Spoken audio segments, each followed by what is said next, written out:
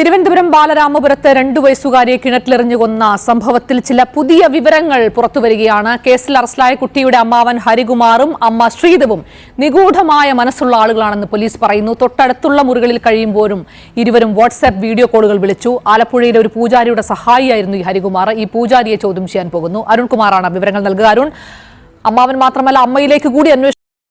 ഇത് കേരളം തന്നെയാണോ ഇല്ല ആണോ എന്ന് ചോദിക്കുക. പെങ്ങളാണോ, ആങ്ങളെയാണോ, ഭാര്യയാണോ, ഭർത്താവാണോ, ഇവരെന്ത് എന്നാ റിലേഷൻഷിപ്പാണ്?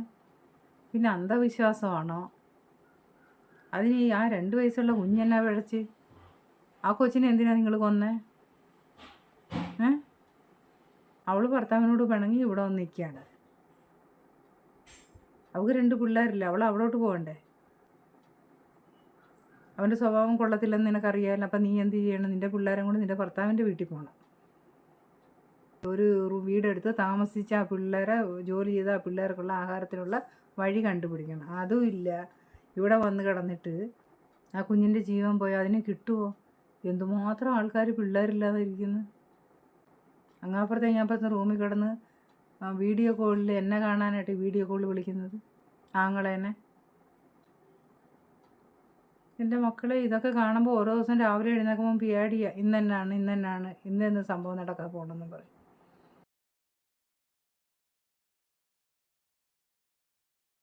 അനിയൻ ചേടത്തിയെ ഗർഭിണിയാക്കി, അത് പ്രസവിച്ച്.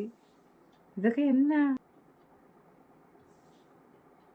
ഒരു സമാധിയുടെ അങ്ങോട്ട് ഇത് കുറച്ചങ്ങോട്ട് ഒതുങ്ങിയതേ ഉള്ളായിരുന്നു. പെങ്ങളെന്നുള്ള വാക്കിൻ്റെ അർത്ഥം അറിയാവോ ഇവന്? ആങ്ങളെ എന്നുള്ള വാക്കിന് അർത്ഥം ഓക്കറിയാവോ? എന്ത് പരിശുദ്ധമായ ഒരു റിലേഷൻഷിപ്പാണ് ആങ്ങളെയും പെങ്ങളും ബന്ധം. ഏറെ നാളായി ശ്രീധുവും ഭർത്താവ് ശ്രീജിത്തും അകന്നു കഴിയുകയാണ്. ഇവർക്ക് 8 വയസ്സുള്ള മകൾ കൂടിയുണ്ട്. ഇടയ്ക്കിടെ മാത്രമാണ് ശ്രീജിത്ത് വീട്ടിലേക്ക് വന്നിരുന്നത്. പകൽ നീണ്ട നടുക്കത്തിനൊടുവിൽ കുഞ്ഞു ദേവേന്ദുവിന്റെ കൊലപാതകത്തിൽ അമ്മാവൻ ഹരികുമാർ അറസ്റ്റിൽ.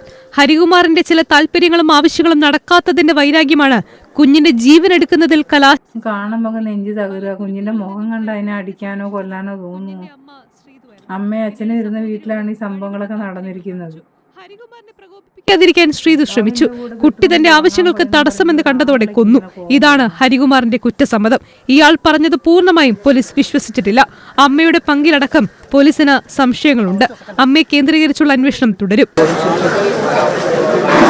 രാവിലെ 8 മണിയോടെയാണ് ശ്രീധു ശ്രീജിത്ത് ദമ്പതികളുടെ ഇളയ മകൾ 2 വയസ്സുകാരി ദേവേന്ദുവിന്റെ മൃതദേഹം കിണറ്റിൽ നിന്ന് കിട്ടിയത്. അച്ഛനും അമ്മയ്ക്കും സഹോദരിക്കുമൊപ്പം രാത്രി ഉറങ്ങാൻ കിടന്ന ദേവേന്ദുവിനെ കാണാനില്ലെന്നായിരുന്നു ആദ്യ വിവരങ്ങൾ. കിണറ്റിൽ നിന്ന് പുറത്തെടുത്തത്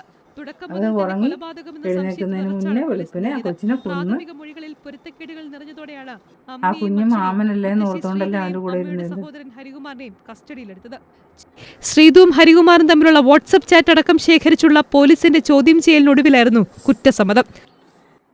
ഇനി എന്നെല്ലാം കാണണം നമ്മുടെ കേരളത്തിൽ.